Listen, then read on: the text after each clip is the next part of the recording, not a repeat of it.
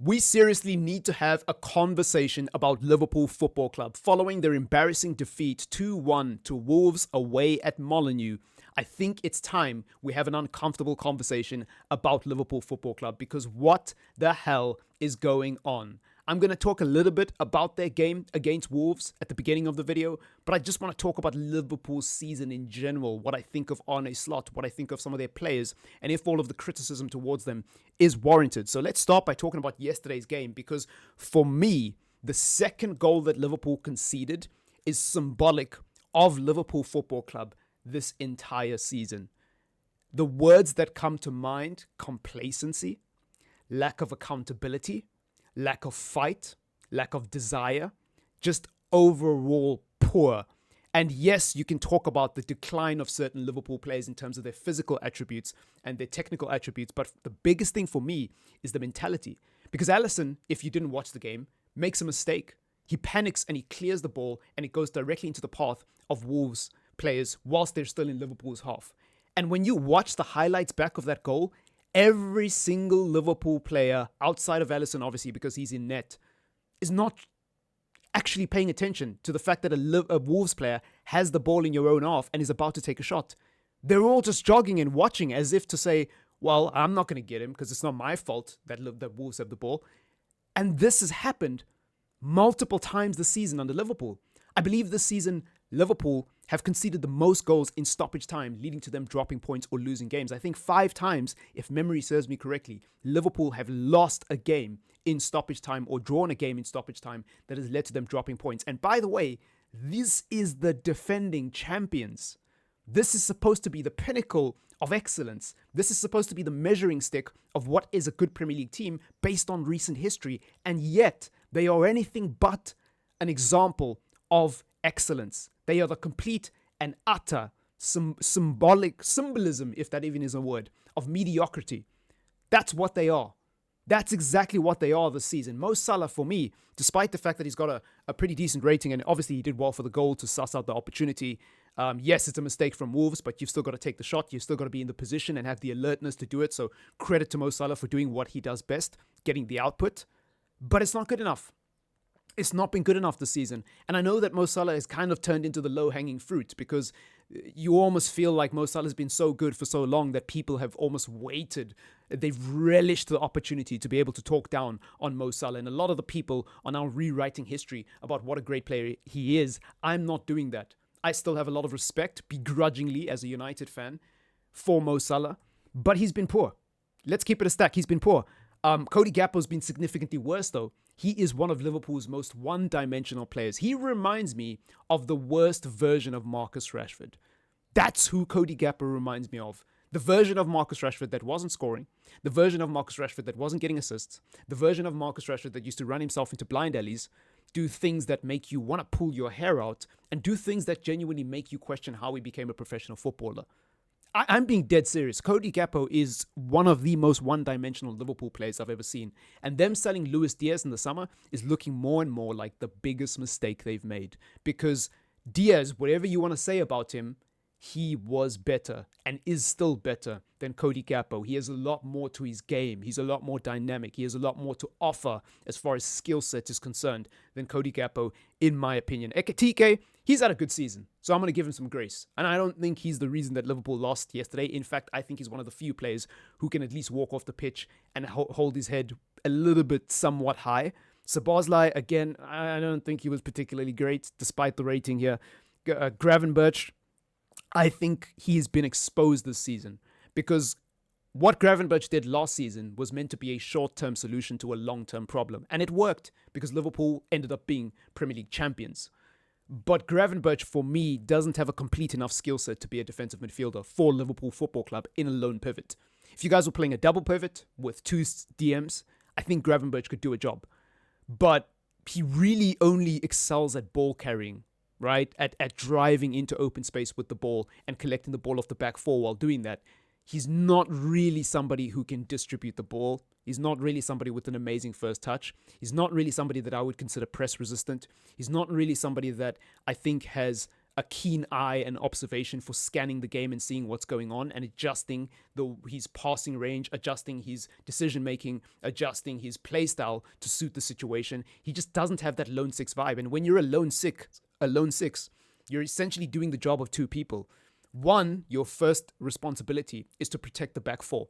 It's to break up the play and make sure that the back four is protected and slot into any positions if a defender gets drawn out or fullback gets drawn out. You now have to go fill that position. That's number one. Number two, when your team is on the ball, you are the guy who starts everything. You facilitate everything. You have to protect that football with your life and make sure that that ball gets from point A, which is the defense, to point B, which is either your more advanced midfielders or the final third. Gravenberch doesn't excel at that for me, unless we're specifically talking about the ball carrying. But ball carrying is one aspect of being a good ball playing midfielder, obviously. So for me, he's just not good enough. He's just not good enough. Van Dijk, oh my lord. We need to have conversations about this guy because he's not the same. He's not the same. And this might sound reactionary. This might piss some Liverpool fans off. But I'm going to say it anyways. I don't think he's been the same since that injury that he sustained against Everton. I don't think he's been the same. I think he's gradually got worse since returning from that injury. And I think with Van Dijk, I've heard several Liverpool fans say this actually. And initially I was a bit skeptical, but now I believe them. Van Dijk has lost his aura. Like a lot of Premier League players are now realizing that they can just go at this guy. They can actually test his 1v1 defending, and he's getting exposed. Because when you look at what Van Dijk excelled at when he was at the peak of his powers, he never really got into a lot of situations where his 1v1 defending was tested week in, week out. Against top opposition it was. But in the Premier League, not really. Not as much as it is now. I think there is the fear element, the fear factor with Van Dijk is gone. I don't think Liverpool players in general, Van Dijk in particular, have that fear factor anymore. And I think you're seeing it in yesterday's game. Now, I know that Wolves have been on a steady upward trajectory, if I can even call it that. Like, they're not the Wolves that started the season, and they are certainly not the worst Premier League team of all time. They clearly are and have improved a lot. But it still doesn't change the fact that this is an embarrassing result for Liverpool. And moving away from just the Wolves game in general, looking at some of Liverpool's recent fixtures, now I know they've won 5 games of the last 6, right? But I would argue that this West Ham game, Liverpool fans didn't learn anything from this. There was no confidence that they could take from this, right? I don't think any Liverpool fan could look at that West Ham game and be like, oh my God, we've turned a corner. The Forest game, poor. I watched that full 90 minutes and I regret it because I feel like I lost 90 minutes of my life that I will never get back. And to this day, I'm questioning why I made the decision to watch Liverpool that day. We then go to their other Premier League results, right? From the other day. And for me, I'm not really too impressed. Now, the Brighton game, okay, fair enough. I'll give you that one. But the Sunderland performance, does anyone think that that was a game that they can take positives away from Liverpool and say they turned a corner? I don't think so. Retrospectively, it's really only the Brighton game and the Newcastle game for me, as far as recent results are confirmed. And so that begs the question, where do Liverpool go from here? Because it's looking like Thursday night football. I'm going to keep it a stack. It's looking like Thursday night football next season, coupled with the fact that obviously the team you just lost to is the team you play again in a few days in the FA Cup. There's no guarantee Liverpool should win that game, but that's what we said about the league game. There's no guarantee Liverpool win this game. I actually think that Wolves will have the confidence and the momentum now to actually knock Liverpool out of the FA Cup. The only thing they have left to play for is the Champions League. And I'm not going to write Liverpool off in the Champions League because as much as they are on the more difficult side of the draw, it's still Liverpool Football Club. And this is about to contradict everything I've said in this video, but I think people need to remember that Champions League football, cup football in general, is fundamentally different to league football. And when we're talking about the Champions League in particular, as much as people have tried to downplay the quality of the Premier League this season, I've heard a lot of people say that the Premier League is the worst it's ever been. I don't think that's true, because when you look at where the teams that predominantly finished in the top 8 of the Champions League are, if you look at who those teams are, most of them are English teams. If you look at how the English teams have performed on average against their European counterparts, it's been good. They've completely bossed and played the European teams off the park. And so for me, Liverpool are in a unique position where they are still better than most of the teams in Europe. They just happen to be really poor and really mediocre in their league compared to Man City, compared to Arsenal, compared to United at the moment, right? I still think Liverpool have a shot to make it really deep into the Champions League. I don't think they'll win it, but I think there's a chance.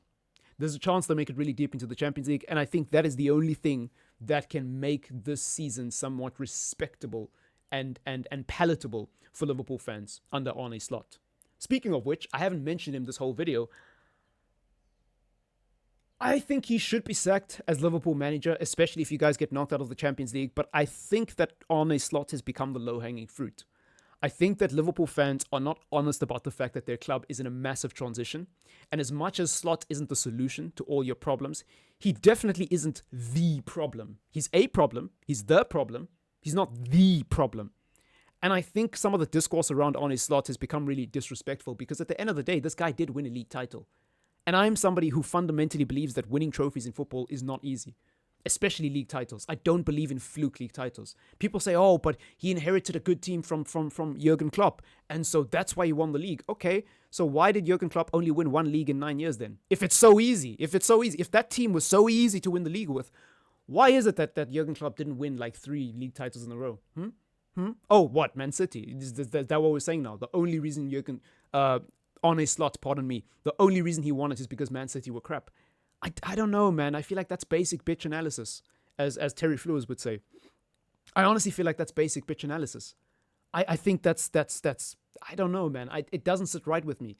I give credit to Slot. Not all the credit, obviously, because the players deserve credit. Mo Salah was amazing last season. I give credit to him, though, for winning the league last season. The same way I'm criticizing him this season, and I've said that he deserves to get sacked.